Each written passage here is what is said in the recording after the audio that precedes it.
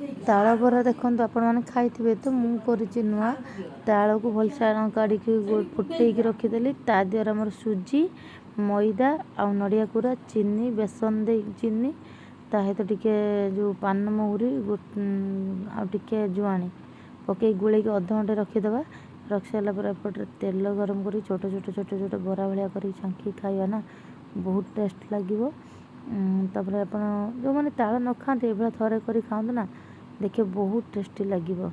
मु तो खाइली आपन केम लगे मैंने करके खातु भल लगे वीडियो लाइक शेयर सब्सक्राइब कर रही। जय जगन्नाथ।